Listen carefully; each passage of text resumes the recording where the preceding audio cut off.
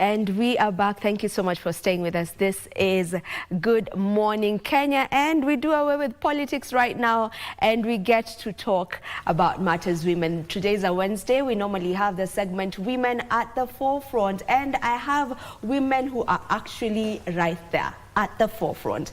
As we gear up to International Women's Day, it is only right for us to get to celebrate women. And today we have women in engineering, a field that is quite male-dominated, but that does not mean that there are no women who are in that particular field. So we have women in engineering. I have with me on my far right, we have Engineer Barbara Adoch. Engineer Barbara Adoch is the CEO. Engineer Faith Mutuko. Engineer Faith Mutuko is from the Engineers Board of Kenya. She is the Manager, Registration and Licensing. It's a pleasure to have you ladies on board. Thank you. And I love the titles, you know, CEO, manager, and it is in engineering. This is exactly why we're having this show, just to show the young lady out there that it can be done, it is being done. As much as it is a male-dominated field, there are women in there who are doing it. So if maybe I can just begin with trying to get where your interests, you know, for engineering came in. So you can tell us what exactly you've specialized in, matters engineering, and what inspired you to pursue this career. Good morning. Morning. My interest in engineering started because I come from a rural area, and I noted we do not have a lot of infrastructure in the rural areas. Basically, we do not have roads. You may find, like the school I went to, you may find some schools do not have windows, some do not have roofs. So it's like, as you grow, you notice there's this situation you're in, but then there is an imagination of a better world, and a lot of times the only thing that could get you from there is going to school first of all. At that level, you're not thinking about engineering, you're just thinking, let me go to school and see what can be done about it. And then now my interest in engineering came, as I grew, I came to realize the school I went to, at least they were a little bit exposed in terms of career options. So you can know this is the area that can easily assist, because matters development, you find engineering as the center of it. And it's easier to be able to get into that if you already have lived in that situation, you understand the people from there. But also, I would completely admit, it's not an easy thing for you to know when you're young, but as you grow, you tend to realize that this is kind of the solution. But it's a journey, I would say, because you also notice infrastructure projects, they're also capital intensive. It's not something you can solve as a single person. That's why now we're encouraging more women to come on board and more engineers to actually come on board for us to be able to solve those societal issues.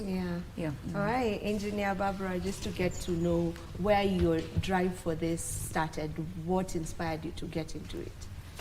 Okay, I think for most of us, the journey towards where you want to be is more of a transition. So perhaps you start one day. We have this joke that we say all engineers wanted to be doctors at some point, and perhaps maybe we didn't get there. But I think just to add in onto what Faith has said, it's more of trying to solve a problem. You find that maybe one day you it's just more problem solving. You need a solution for something. It could be in a basic, it could be in a more complex world. You need to provide a road, or like yesterday I was in a forum where someone said that she became an engineer because she couldn't afford toys. Oh. Yes, and she just wanted to make toys for herself. So I think deep inside us, all of us have that need to solve a problem. Yes. All right, so according to statistics from the Engineers Board of Kenya, the data they put out, it shows that 8.4% of engineers are females. That is 8.4% of females are registered professional engineers. 8.4%. And looking at the exact numbers, 211 women, you know, professional engineers out of the total 2,501. Like, the gap is too huge. Let's talk about that. First of all, is there any progress that has been made so far? And looking at these numbers, why is that gap so wide? I would start maybe talking about the data. I'm sure those figures of 2,500, it has completely increased in total. Currently, we have about 3,800 registered engineers in that category. But then if I was to go back a little bit, that is the professional engineer category. Beside the professional engineer category, we have the graduate engineer, which is the entry level of engineering. There the percentage is a little bit high, it's around 14%. But then also when you go back to universities and the engineering students, you notice we have around 25% of girls that are doing engineering. So there's progress that has been achieved, but also we can't really fail to admit that the figure is still around. Currently it has gone high because now we have more women who have come. That figure has gone from 211, I think. Yeah, it's more than 300 currently. It's gone high, but it's still the last registration batch we registered, we had around 14% of them. The figure has gone high, but then you'll notice it doesn't go high in the bigger picture because now you're comparing with historic data. In the recent past, there's that progress, women are getting interested, but when now you look at the population, women make 50%. So you would expect not just in engineering, at least across all the professions, you could be able to see something close to that representation. So it's still not as high, but then from the board, we came up with a program where based on the data now what we analyzed, we noted we have, yes, there's an increase that is coming into university, but we also tend to see they get to graduate engineers. The ones who are getting to get graduate engineers, it's used to be around, when you look at the whole register, the graduate engineers we have, it's around 23,000. So out of that you find we have around, initially it used to be 14%, now it's going to around 20%. They start progress. But then it tells you that the initiative that you need to take to encourage girls as early as high school for them to join engineering. And once they join engineering, they need to see the career path beyond finishing university. Once you finish university, where do you go? And then once you become a graduate engineer, and that growth, that's why you're noticing we have that 8.4, which is now, as per the last registration, it went to around 15%, but it's still low. So now what you're doing, the board, we have come up with a program called We Lead. It's basically Women Engineers Leadership Program, where you're trying to reach back to the high schools, you're encouraging girls, because especially the area where most girls don't tend to do engineering, you find they either do not know what is required a lot of times, and they also do not know actual women who are actually doing engineering, because it's a little bit male dominated. So a girl is likely to come across a male engineer as compared to a female engineer. So now we are trying to talk to them that at least one-on-one, let them meet as many women as possible. But also, there is also another challenge with doing engineering. For you to be to join engineering, you need to have done physics. In high school. But you find in high school, most high schools, they expect you to do 2 sciences. The ones that are mandatory, it's 2 sciences. So you find a lot of times what gets dropped is physics. So that happens around Form 2 for most high schools. So you'll find by the time, if you don't get to this girl before Form 2, chances are it might be too late for her, because once you've dropped it in Form 2, chances are you're not going back to it and do it. So now we are trying also to reach the high schools, try to tell them these are the requirements, physics are requirement, but also not just even doing it, just the attitude towards physics and mathematics for girls. They may feel like it's not my thing. You just start out feeling I can either do or I can't. Well, actually, it's not. You just need to try and do it, because no one starts out being good at these things. You just you want to stay at it for a while. And then now we are also talking to the high school, to the university, so that once you finish, you're able to start your career so that you don't do that attrition. Someone leaves, they do a degree in engineering, but somehow they don't go into engineering. So we're also trying to deal with that attrition, but there's also a whole thing about employment, which is now, it's a bigger scope. So the board, at the board level, we have a program for graduate engineers, internship program. We take in a number, but you try to expand such that every graduate engineer gets an opportunity to go into engineering practice. Then now after that, we also have now the professional and consulting engineers. We are encouraging them now to move beyond being a graduate engineer to the professional and consulting, because that is the decision making role of an engineer, because that is the independent one. And then for you to even have your own company, which is called an engineering consulting firm, it's also another cluster that the board registers. So that one is less also.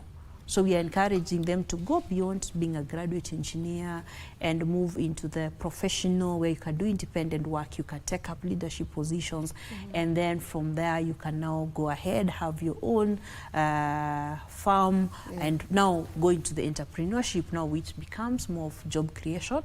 And we are hoping that it will peak. But we are also, we can say the numbers are not as high, but now that's the program, that initiative we are trying to take. And maybe just to get to hear from you, Barbara, what role does mentorship play in paving way? And also you can just tell us maybe the role that mentorship has gotten to play in your own journey as an engineer. Okay. And I think my answer would even plug into what Faith was actually mentioning earlier, that I don't think the mentorship should start just at the high school level. We should be able to encourage the girls from a very young age, because now you see, if at a very young age you already tell them that they can do these sciences and the mathematics, then they already develop a passion for this. And boys from a young age, they know they can fix things. You know, engineering is about tools, and it's something that we look at as such a manly thing. You know, fixing a light bulb is looked at as such a gender biased activity. But if from a young age you can tell them that it doesn't have to be that women should only be in activities that look very feminine or very caretaker-ish and more of fixing from a young age, then they grow up already being mentored to know that they can do this from that age, such that they take up these subjects at a very young age. So when they get to high school, then it should be their choice. That I know there are schools which are very categorical on subjects you can take, but if you already are performing very well in these sciences and mathematics, which is very essential for engineering, then you get to have a seamless transition as you go on to the journey. Mentorship is, I think, very key. Very key. When you see someone, then you find it relatable. I believe that now, if someone is seeing Faith here, and she should be able to say that if she can rise to the level that she's a manager at the Engineers Board of Kenya, then perhaps that I should also be able to do that. And I think it may look a bit competitive, that looking at it from if she can do it, I can do it. But I think that's the motivation we need. So if we are able to take on mentorship in a structured way or even an unstructured way, we should be able to do it at a very early stage.